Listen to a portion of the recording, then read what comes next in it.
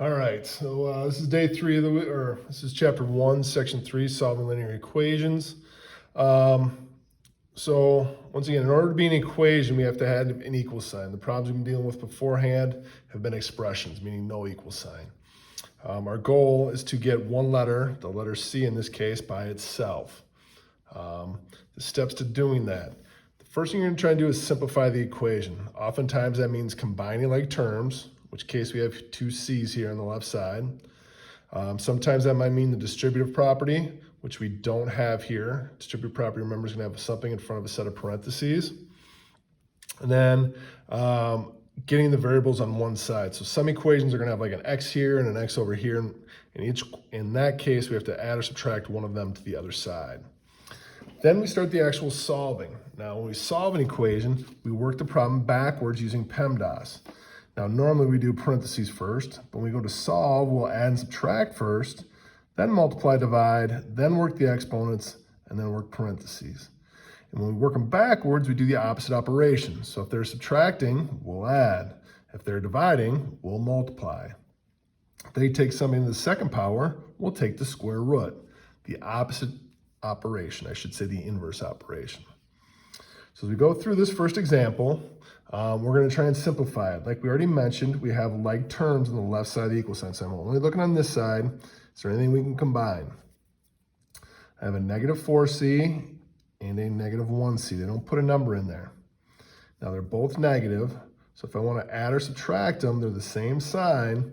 So I have to add them. I'm going to get a negative 5C. Now this plus 5 just stays where it's at, equals 20. That's the only simplifying left in this problem. Now we're going to work things backwards. We're going to do that whole PEMDAS piece backwards. So I look at the variable and I say to myself, C, what is being done to C? It's being added by 5, and it's being multiplied by a negative 5. So we're going to do the opposite operations of those two things to keep our equation balanced. If you think about a science scale, if you put two things on a scale and you add more weight to this side, I have to do the same thing to this side. That's how you should think of this, if you know what I mean. The science balance here, the balance scales. Once again, if you put something on one side, you got to put something on the other. We are going to do the same thing here. We're going to split this down the middle. I'm going to do the opposite of adding or subtracting first. So they're adding 5. I'm going to subtract 5 from both sides of the equal sign.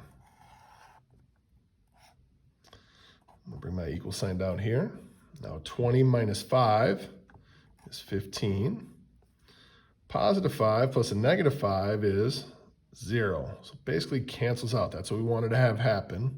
And now we just bring down the negative 5C. Now we just said that's being multiplied.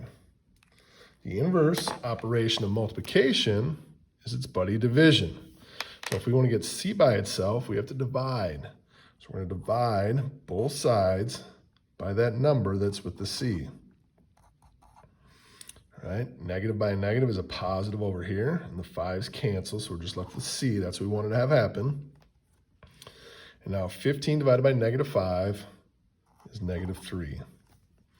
Now, the way to check your answer is you could plug this negative 3 back into both the C's and see if everything simplifies and gives you a 20.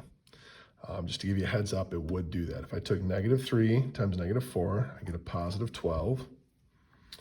I bring the 5 here. If I took negative 3 times negative 1, I get a positive 3. And now these three numbers, do they add up to 20? You bet they do. So 20 equals 20. But once again, this is the answer we're looking for.